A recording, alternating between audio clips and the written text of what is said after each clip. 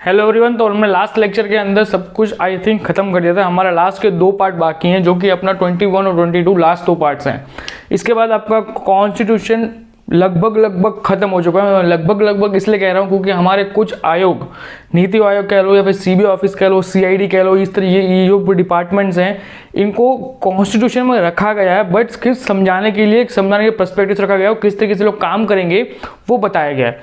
तो उनको भी हम पढ़ेंगे, बट आपका एग्जाम पर्सपेक्टिव से अभी तक का सारा सिलेबस यहाँ से लेके पूरे पार्ट नंबर 1 से लेके पार्ट नंबर 22 तक का यहाँ खत्म होता है।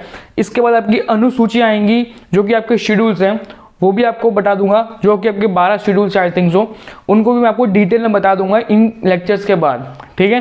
बट उनके पहले मैं कुछ इनकी टर्म्स होंगी वो पढ़ाऊंगा, उनके बाद हम शुरू करेंगे अनुसूचियाँ, ठीक है, क्योंकि उनकी जोगवाई भी कहीं ना कहीं अनुसूचियों के अंदर कहीं ना कहीं हिडन रूप में दी हुई है। तो अगर आपका अगर कॉन्सेप्ट क्लियर होगा ना तो आप उन चीज़ों को अच्छे से समझ पाओगे, ठीक है।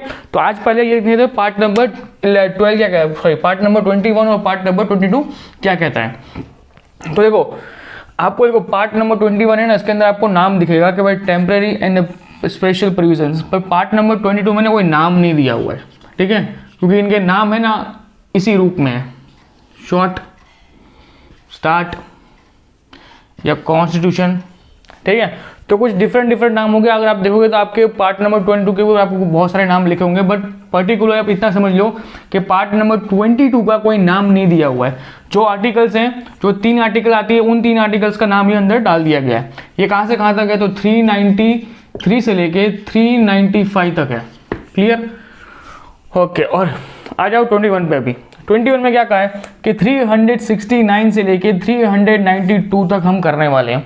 इसमें से आप इतना समझ लो कि 372 379 कहाँ से 372 से लेके 379 तक आपकी पावर ऑफ प्रेसिडेंट और पावर ऑफ पार्लियामेंट, इनकी पावर्स देखिए। बट ये पावर्स कैसी होंगी, जो पावर्स होंगी टेम्पररी बेस के ऊपर, क्लियर। जो कुछ भी आपने अभी तक पढ़ा है पार्लियामेंट के बारे में, जो कुछ भी आपने पढ़ा है प्रेसिडेंट के बारे में, जिनकी जोगवाई में आपको वहां नहीं दी हुई है, या फिर जो कुछ ऐसी पावर्स जो उनको टेम्पररी दी गई है, वो सब कुछ कहाँ है, वो इस बेस के ऊपर दी गई है, राइट। उन सब जगह पर वो लिखा होगा कि अब ये कर सकता है प्रेसिडेंट के पास ये पावर है, ये पावर है, ये पावर है। बट कुछ पावर्स किसकी होती है, उनकी टेम्पररी बेस के ऊपर आती है। वो सब पावर्स यहाँ पे दी गई है, कहाँ से 72 से 79 के बीच में, क्लियर। उसके बाद 379 से लेके 391 तक इनको निकाल दिया गया है, रिपील कर दिया है, मतलब डिलीट कर दिया गया ऑलरेडी, ठीक है। मैं डिलीट नहीं कर रहा हूँ, कॉन्स्टिट्यूशन ने ही उनको डिलीट कर दिया है, मतलब हिंदुस्तान की पार्लियामेंट के अंदर संसद ने इनको निकाल दिया है। कहाँ से कहाँ तक में 79 से लेके 91 तक को निकाल दिया है, क्लियर। तो आपको पढ़नी कितनी है, अभी यहाँ पे 69 से लेके तकरीबन 71 तक पढ़नी है, और कुछ पढ़नी नहीं है, क्लियर। आप इतना पढ़ लो, आप इसमें से कॉन्सेप्ट बेस्ड आपके क्वेश्चन यहीं से बन सकते हैं, क्लियर। एक और बात याद रखना कि पार्ट नंबर 22 किसके लिए, तो सिर्फ 2 चीज़ों के लिए, एक टेम्पररी बेस के लिए, दूसरी कि उनको स्पेशल प्रोविजन दिया होगा तब, बाकी उनको कोई चेंजेस नहीं कर सकता है। एक और चीज़, जो चीज़ें आपकी स्पेशल कैटेगरी में आती है ना, उनको निकाला भी जा सकता है, जो आपकी टेम्पररी बेस के ऊपर आएंगी उनको भी निकाला जा सकता है, क्लियर। तो अब शुरू करते हैं। पहले में क्या कहा है, 369 में क्या कहा है कि पावर जो आपकी स्टेट लिस्ट है, जो राज्य यादी है, और जो कॉन्करेंट लिस्ट है, उनमें कुछ चीज़ों को ऐड किया जाएगा टेम्पररी रूप पे, अगर स्टेट उन चीज़ों को मानने के लिए रेडी नहीं है तो, क्लियर। बहुत सारी ऐसी चीज़ें होती है जिनका उत्पादन कह लो, जिनका व्यवसाय कह लो, या फिर जो राज्य यादी के अंदर आती हैं, जिनको राज्य यादी या फिर राज्य सरकार उनको प्रमोट करती है, बट वो ढंग से प्रमोट नहीं कर पाती, या फिर उनके ऊपर कुछ जो रिस्ट्रिक्शन होते हैं वो लगाए रखे होते हैं, तो उनको काम करने में मज़ा नहीं आता है। तो इनडायरेक्टली उन चीज़ों को क्या कर दिया जाता है कि भाई ऑटोमेटिकली कॉन्करेंट लिस्ट अपने अंदर ले लेती है और उसके अंदर अपना सारा शासन चलाती है। बट उसमें प्रावधान है कि अगर उन चीज़ों को स्टेट फिर से अच्छे से करने लगे तो फिर वो वापस कहाँ पे आ जाएंगी, स्टेट लिस्ट के पास वापस आ जाएंगी, ठीक है। कुछ भी कह लो, ठीक है, कोई भी लॉ हो गया, कुछ चीज़ें ऐसी होती हैं अगर वो वहाँ पे ढंग से नहीं चल रही है राज्य के अंदर, तो राज्य सरकार से सेंट्रल गवर्नमेंट अपने पास वो चीज़ें ले लेंगी, उनके ऊपर अपना कामकाज करेंगी, अच्छे से सारा सब कुछ डिपार्टमेंट को हैंडल करेगी, और उसके बाद जाके अगर स्टेट को लगता है या फिर अब वो स्टेट उसके कैपेबल है तब उसको वापस लौटा देगी, क्लियर। ये जिसमें कहा गया है आपका 369 में कहा है, ओके। 370 आपका special state of Jammu Kashmir जो हमने निकाल दिया है, क्लियर, इसको निकालने के पीछे भी ये कहानी है। ओके, तो इतना समझो कि जम्मू कश्मीर के अंदर 2 पार्टियां हैं, ठीक है। ओके, और उन 2 पार्टियों में विवाद हो गया कि भाई मेरी सरकार रहेगी, मेरी सरकार रहेगी, मेरी सरकार रहेगी। अब वहाँ पे कोई सरकार थी नहीं, तो ऑटोमेटिकली क्या लगता है, ऑटोमेटिकली डायरेक्ट आपका लग जाता है प्रेसिडेंट रूल। क्या लगता है, प्रेसिडेंट रूल। ओके, और जब प्रेसिडेंट रूल लगता है तो वो उसके वहाँ पे जाके उस पर्टिकुलर राज्य के अंदर कुछ भी चीज़ों का चेंजेस कर सकता है। एक और बात बताऊंगा कि हमने 370 को नहीं निकाला, हमने 371 को निकाला है। किसको निकाला है, 371 को निकाला है। हाँ, हमने स्पेशल दर्जा इसके पास से छीन लिया है, बट 371 में क्या कहा था पता है कि वहाँ पे भारत का जो अपना RBI है वो नहीं रहेगा, जो इंडियन कॉन्स्टिट्यूशन है वो नहीं रहेगा, इंडियन लॉ है वो नहीं रहेगा, उनकी जगह पे उनका जो खुद का कॉन्स्टिट्यूशन है वो रहेगा, उनके खुद के लॉ है वो रहेंगे, वहाँ के कुछ अलग नियम कानून रहेंगे। भारत के निवासी जम्मू कश्मीर वहाँ के रह सकते नहीं है, ज़मीन नहीं ले सकते हैं, व्यापार नहीं कर सकते हैं, बहुत सारी चीज़ें थी जो आपकी 71 में दी हो, मतलब 70 और काउंट्स में 1 इसके अंदर दी गई है। तो प्रेसिडेंट साहब ने क्या कहा, इनको निकाल दो। क्या कहा, इस चीज को निकाल दो। हमने 70 को रखा, पर 70 का जो पार्ट 1 था जिसके अंदर इंडियन लोगों के प्रावधान नहीं दिए हुए थे, हमने उनको निकाल दिया। किस हिसाब से, तो आर्टिकल नंबर 392 के हिसाब से। आर्टिकल नंबर 392 ये कहता है कि पावर ऑफ प्रेसिडेंट, पावर है प्रेसिडेंट के पास कि वो देश को साधारण, मतलब देश को आसानी से चलाने के लिए कुछ डिफिकल्ट पार्ट्स को ऑटोमेटिक निकाल देगी। ठीक है, ये देखो डिफिकल्ट, रिमूव द डिफिकल्टीज। ठीक है, देश को शांति से और बंधारण को शांति से चलाने के लिए और लॉ को अच्छे से इंप्लीमेंट करवाने के लिए आर्टिकल 392 का उपयोग किया गया। कहाँ पे, यहाँ पे इस जगह पे प्रेसिडेंट साहब ने इसका उपयोग किया और इसके अंदर से इन चीज़ों को निकाल दिया। क्यों, क्योंकि ये कहीं ना कहीं भारत के लोगों के लिए विरोध के रूप में आ रही थी, क्योंकि हम लोग जम्मू कश्मीर हमारा अभिन्न भाग था। हम उस टाइम पे ये कहते थे कि हमारा एक स्पेशल भाग है वो। ठीक है, तो अगर स्पेशल भाग है तो कहीं ना कहीं हमें परमिशन होनी चाहिए कि हम जाके घूम सके, रह सकें, वहाँ पे ज़मीन ले सके, घर बार जा सके, सब कुछ कर सकते हैं। बट हमको पावर नहीं दे रहा था। क्यों, क्योंकि आर्टिकल नंबर 371 में ये प्रावधान दिया हुआ था कि ये लोग नहीं करेंगे। क्लियर, तो प्रेसिडेंट साहब ने देखा कि भाई वहाँ पे सरकार किसी की है नहीं, प्रेसिडेंट रूल लगा हुआ है, तो इनडायरेक्टली इसका उपयोग करके इन लोगों ने इस चीज़ को हटा दिया। तो हमने जम्मू कश्मीर के पास से स्पेशल दर्जा छीन लिया। ठीक है, अब वो लोग ये कह रहे हैं कि कम से कम चलो हमें ये तो वापस दे दो। ये अब तुम्हें लगता है ये वापस मिलेगा? वो अमित शाह बैठा है, वो नहीं देगा। ठीक है, क्लियर, ओके। अब आ जाओ, कुछ राज्य ऐसे हैं, देखो कुछ सपोजिट हमने अभी तक जो ना लाइमलाइट में जम्मू कश्मीर इसलिए आता है क्योंकि कश्मीर के अंदर टेररिज्म, आतंकवादी, बहुत सारे आर्मी के विरोध में वीडियोस बनते हैं, आर्मी के विरोध में लोग विद्रोह करते हैं, हमारे आए दिन हमारे जो वीर जवान हैं वो शहीद होते हैं, तो कहीं ना कहीं वो बहुत लाइमलाइट में रहा है जम्मू कश्मीर हमेशा। पर कुछ और ऐसे स्टेट्स हैं जिनको हमको याद रखना पड़ेगा एज ए एग्जाम परस्पेक्टिव से। क्यों, क्योंकि इनका प्रावधान भी यहाँ दिया हुआ है। किस तरीके से, तो आर्टिकल नंबर 371 और 371 के 10 लोग, मतलब ये 1, ये 2, ये 3, ये 4, ये 5, ये 6, ये 7, ये 8, ये 9 और ये 10, ये 10 राज्य ऐसे हैं जिनको आपको याद रखना पड़ेगा। क्लियर, पहले 371 में क्या कहा पता है कि महाराष्ट्र और गुजरात को भी एक स्पेशल स्टेट का दर्जा मिलेगा। क्यों पता है, पहले का अगर आपको पता हो तो देखो, जब मैं इतिहास पढ़ाऊंगा तब महागुजरात आंदोलन भी पढ़ाने वाला हूँ। ठीक है, क्या पढ़ाऊंगा, महागुजरात आंदोलन, जिसके कारण क्या हुआ था, गुजरात जो था वो महाराष्ट्र से अलग हुआ था। यहाँ महाराष्ट्र है, ठीक है, ऐसा कुछ है, ये अपना गुजरात, ये अपना महाराष्ट्र। तो पहले क्या था पता है, ये पूरा एक था, ऐसा ही, ये पूरा का पूरा एक था, बहुत बड़ा राज्य था। ठीक है, बट इनको क्या किया गया, यहाँ पे महागुजरात की आंदोलन चला और उसके कारण दोनों का विवाद हुआ। विवाद होने के कारण गुजरात महाराष्ट्र से अलग हुआ। कुछ डिफिकल्टीज हमें फेस करनी पड़ी, कुछ डिफिकल्टी इनको फेस करनी पड़ी। क्लियर, तो दोनों चीज़ों को अलग कर दिया गया। तो कहीं ना कहीं अब इनके प्रावधान में ये लिखा हुआ है कि अब दोनों राज्य अलग होने के बाद भी शांति से अपना व्यवहार, सारा ट्रेड वेड शांति से करेंगे, उनमें बीच में कोई कॉन्फ्लिक्ट होना नहीं चाहिए। क्लियर, तो स्पेशल प्रावधान कहाँ दिया हुआ है, 371 में दिया हुआ है। किसके लिए, महाराष्ट्र और गुजरात के लिए दिया हुआ है। आपके एग्जाम से यही पूछ सकता है कि गुजरात और महाराष्ट्र को स्पेशल दर्जा किस आर्टिकल के अंतर्गत दिया हुआ है, तो 371 आर्टिकल के अंतर्गत उसको दर्जा दिया हुआ है। अब आ जाओ, बाकी के 10 राज्य ऐसे जिनको स्पेशल पावर्स दी गई है। ठीक है, पावर्स में इनको एक महत्वपूर्ण हिस्सा बनाया गया कि भाई ये लोग इंपॉर्टेंट हैं, तो इनको लाइमलाइट में रखा जाए, इनकी प्रोटेक्शन की जाए, इनको अच्छे से रखा जाएगा। तो पहला राज्य आता है आपका नागालैंड, दूसरा आता है आपका आसाम, तीसरा है मणिपुर, चौथा है आपका आंध्र प्रदेश। और आंध्र प्रदेश के अंदर ही उल्लेख किया गया है उसकी सेंट्रल यूनिवर्सिटी का, क्योंकि वहाँ पे यूनिवर्सिटी बहुत कम थी, वहाँ पे कोई लाइमलाइट में आने वाली ऐसी बड़ी यूनिवर्सिटी नहीं थी, तो वहाँ के लोग एजुकेट नहीं हो पा रहे थे, एजुकेशन बहुत लो चल रहा था। तो उन लोगों के लिए क्या किया गया, इसके अंदर कहा गया कि भाई अब आंध्र प्रदेश के अंदर भी एक सेंट्रल यूनिवर्सिटी बनेगी। क्लियर, तो उसका अलग से प्रावधान दे दिया कि भाई यहाँ पे होनी चाहिए। फिर आता है आपका सिक्किम, फिर आपका आता है मिजोरम। देखो सिक्किम हमने बहुत बाद में ऐड किया, क्योंकि ये तो इंडिपेंडेंट कंट्री था, याद रखना, एक इंडिपेंडेंट कंट्री था जिसके पास चॉइस थी, या तो चाइना में जाए या तो इंडिया में जाए। तो इंडिया में आने से पहले भी उसने कुछ महीनों तक पहले चेक किया था कि भाई इंडिया हमारे लिए सेफ है या नहीं है। ठीक है, उस टाइम पे राज्य नहीं था, उस टाइम पे इंडिपेंडेंट कंट्री था। इसको डर ये था कि चाइना तिब्बत पे ऑलरेडी कब्जा करके बैठा हुआ है, और सिक्किम इतना सा है, इतना सा है, क्लियर, इतना सा दिखता है। तो उन चाइना वालों ने जब तिब्बत को कब्जा किया तो तिब्बत बहुत बड़ा राज्य था, तो सिक्किम वालों को डर लगने लगा कि यार तब तिब्बत इतना बड़ा है, अगर उसके ऊपर चाइना कब्जा कर सकता है तो हम तो भाई किस खेत की मूली हैं, तो इनके ऊपर कब्जा ना हो पाए, तो इसलिए इन लोगों ने फटाफट क्या किया, इंडिया के अंदर ज्वाइन हो गए। क्लियर, तो यहाँ पे हमने उसको स्पेशल स्टेट का दर्जा दे दिया यहाँ पे। फिर आता है आपका मिजोरम, फिर आपका आता है अरुणाचल प्रदेश, और आपका फिर गोवा, जिसके ऊपर पुर्तगाली का राज था और हमने उसको बाद में निकलवाया।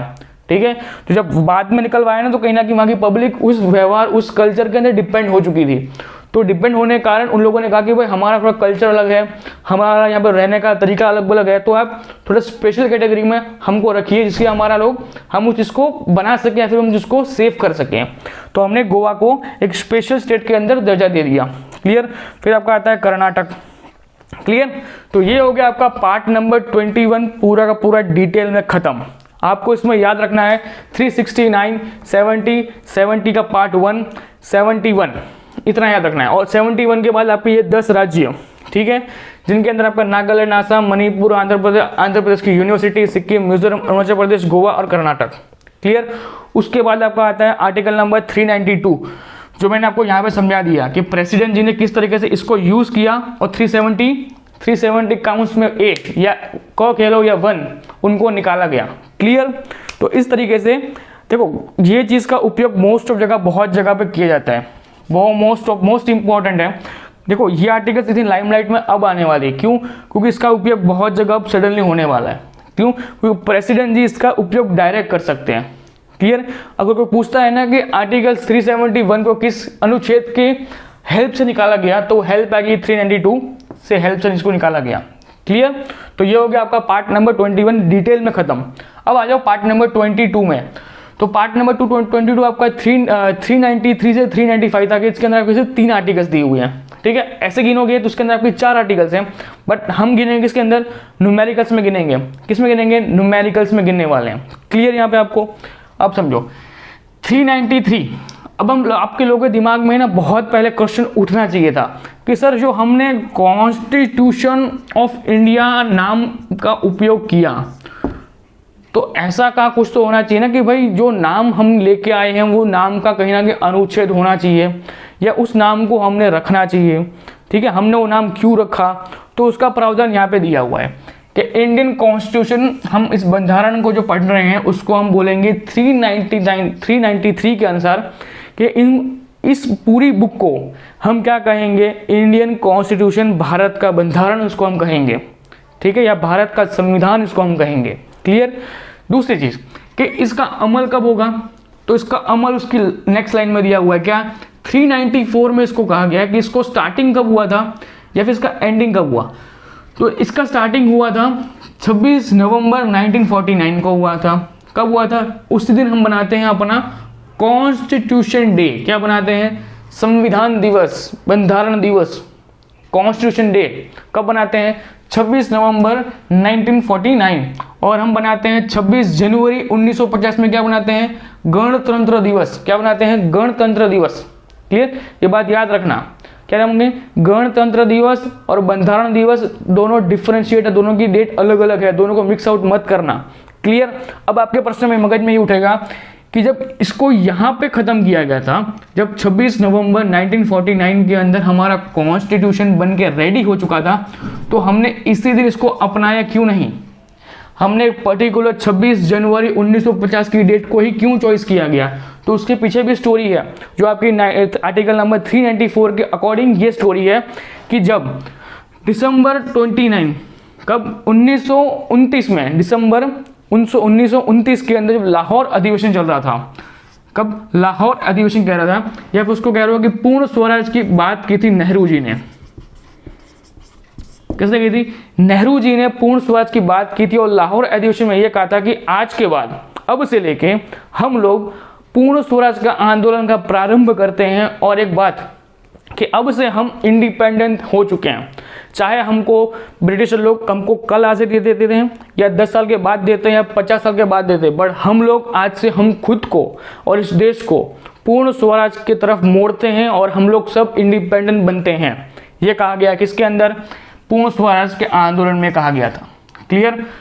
और उसी से रिलेटेड उसी के एक महीने बाद जब इस चीज़ को स्टार्ट किया गया, तो उसके एक महीने बाद पूरे देश के अंदर धीरे धीरे फैल चुका था। देश के अंदर फैलने के बाद हमने एक पर्टिकुलर डे को फिक्स किया कि 26 जनवरी 1930 में, कितने 26 जनवरी 1930 के अंदर हमने स्वाधीनता दिवस बनाया। क्या बनाया? स्वाधीनता दिवस। स्वाधीनता दिवस मतलब होता है इंडिपेंडेंट दिवस। ठीक है, हम लोग किसी के अधीन नहीं है, अब हमारा खुद का देश है और इस देश के रहने वाले हम नागरिक हैं और हम इसको चलाने वाले हैं।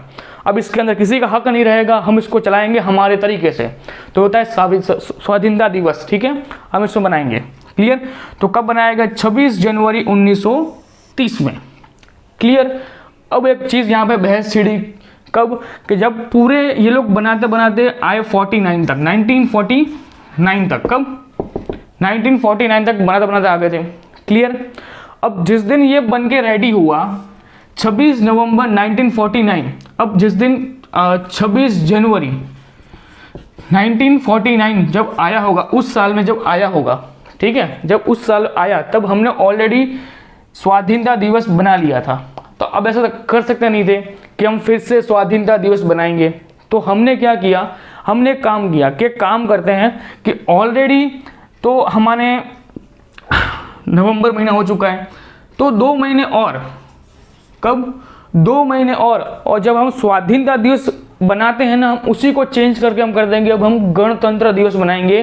क्यों? स्वाधीनता का मतलब ये होता है कि हम किसी के अधीन नहीं है, अब हमारा देश है और हम हमारे तरीके से चलाएंगे।